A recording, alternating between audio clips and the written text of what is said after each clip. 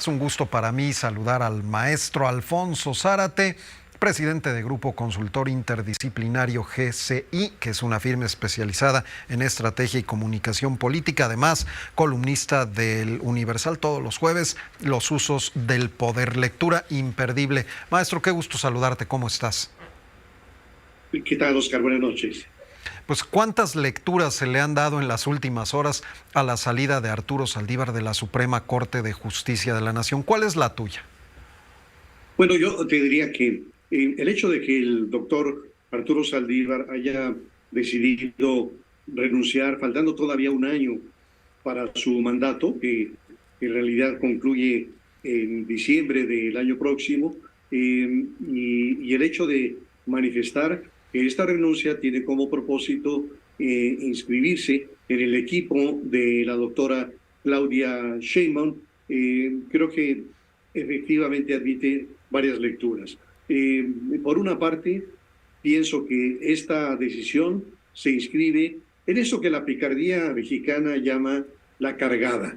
Lo estamos viendo en estos días con la renuncia de Alejandro Encinas, subsecretario de Derechos Humanos, que prácticamente tiró la toalla, dejando inconclusa la investigación que debía de llegar a un buen término sobre la desaparición de los muchachos de Ayotzinapa, y también mencionaría lo que acaba de ocurrir con Pedro Kumamoto, este joven jalisciense que llamó mucho la atención en su irrupción como un político independiente y que ahora también se suma y suma a su partido a la coalición que encabeza Morena.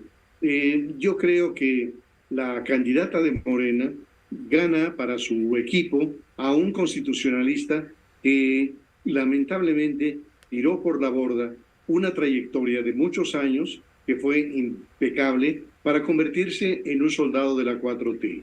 Y creo que desde que Saldívar decidió entregarse al presidente López Obrador, ha utilizado su sapiencia jurídica y su astucia para justificar las violaciones a la Constitución. Entre ellas sobresale, creo yo, esa búsqueda tramposa de una prórroga de su mandato como presidente de la Corte.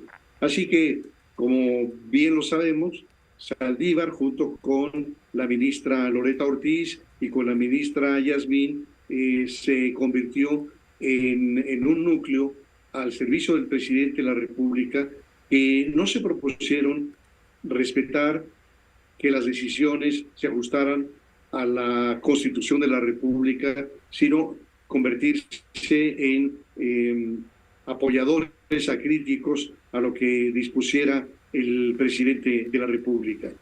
Y bueno, ¿cómo justifica este abogado constitucionalista lo que establece el tercer párrafo del artículo 98 constitucional de que solo se puede renunciar a la condición de ministros por causas graves? Y entonces Saldívar nos dice que grave es un concepto jurídico indeterminado y que prácticamente es el renunciante el que debe decidir si lo que está justificando su renuncia es considerado como grave.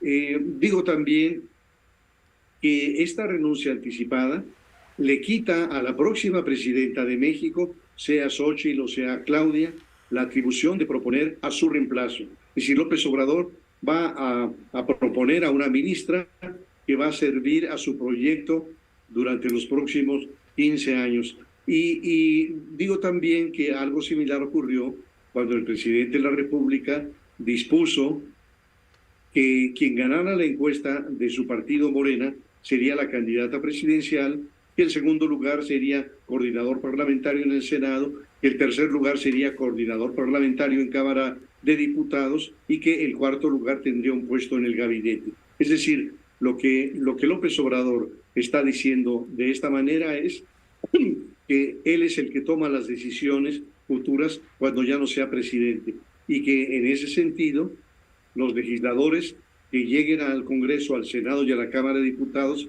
van a tener que alinearse a lo que desde hoy ha decidido López Obrador.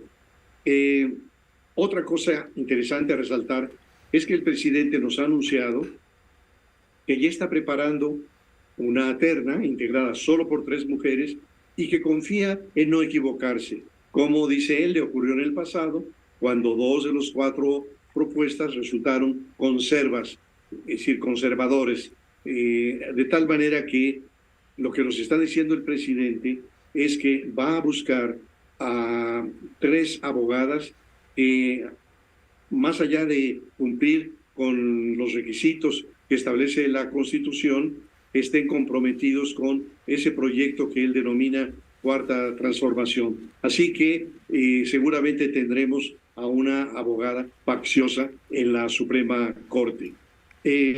Por otro lado, 2 cosas más. Saldívar va a ser una pieza clave en la redacción de la propuesta, esta propuesta que busca compartir a la Suprema Corte con el proyecto del presidente, es decir, alinearla, en donde los ministros de la Corte sean electos a través del voto popular.